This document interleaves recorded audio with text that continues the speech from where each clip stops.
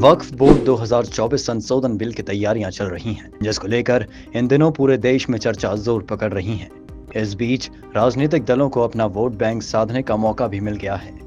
वहीं वक्फ बोर्ड अभियान में संशोधन को लेकर उत्तराखंड मदरसा बोर्ड के अध्यक्ष मुफ्ती शमून काशमी का कहना है,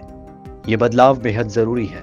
ऐसा इसलिए भी क्योंकि तीसरे नंबर की संपत्ति मुसलमानों के पास होने के बावजूद वे गरीब हैं और उनका एजुकेशन लेवल भी नीचे गिरता जा रहा है, जिस पर गंभीरता के साथ विचार करने की जरूरत है।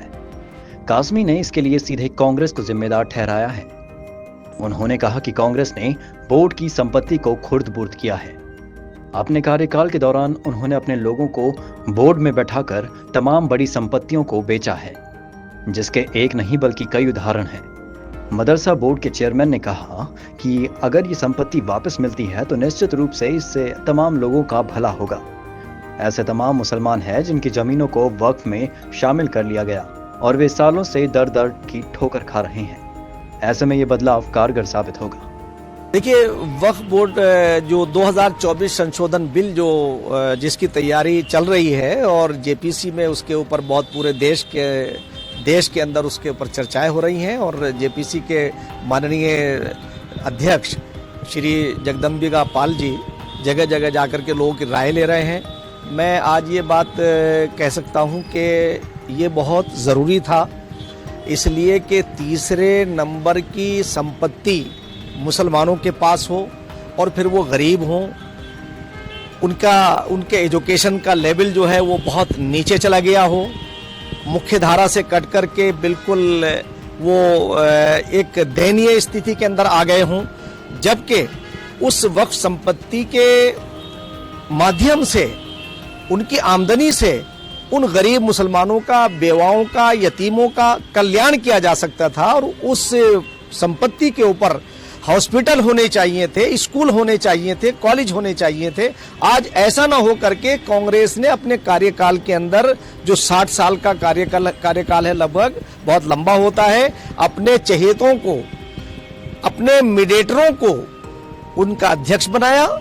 और उन्हें बनाने के बाद उन्हें पूरी आजादी दी,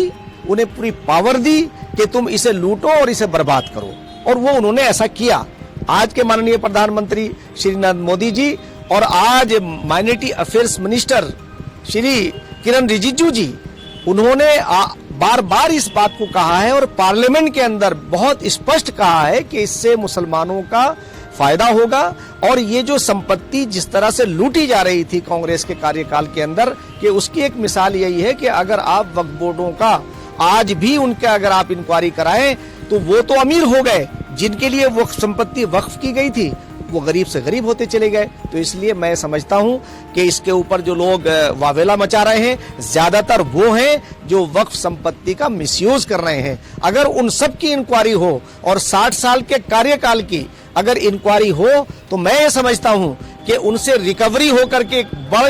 बड़ी रकम वापस आएगी, बड़ी संपत्ति वापस आएगी, जिसकी पैरवी न करके इन्होंने कीमती जमीनों को खुर्द-बुर्द किया है और हर स्टेट के अंदर ऐसा ही हुआ है। तो आज के प्रधानमंत्री श्री नरेंद्र मोदी जी की ट्रांसपेरेंसी कहेंगे कि उन्होंने इसके ऊपर एक निर्णय लिया और एक साहसिक निर्णय है जो होना चाहिए था। जहां तक मैं ये कह सकता हूं कि उत्तराखंड राज्य के अंदर हमारे माननीय मुख्यमंत्री श्री पुष्कर सिंह धामी जी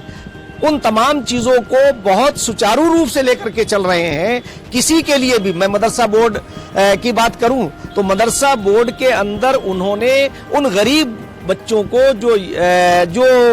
गरीबी की रेखा के नीचे जीवन गुजारते हैं, पसमानदा मुसलमानों के बच्चे हैं, उनके लिए एनसीईआरटी उनके नेतृत्व में हमने लागू किया ताकि वो इंजीनियर और डॉक्टर बन सके। और जिस दिन वो मुख्य धारा से जुड़ जाएंगे, मैं दावे के साथ ये बात कह सकता हूं कि वो किसी के बहकावे में नहीं आएंगे। और जब वो उपदेशक बन करके, जो हमारे छात्र और छात्राएं हैं, जब वो मदरसों में उपदेशक बन के पहुंचेंगे या मस्जिदों में इमाम बन के पहुंचेंगे, तो मैं यकीन के साथ ये बात कह सकता हूं कि वो वहां फूल बांटेंगे, शूल नहीं बांटेंगे।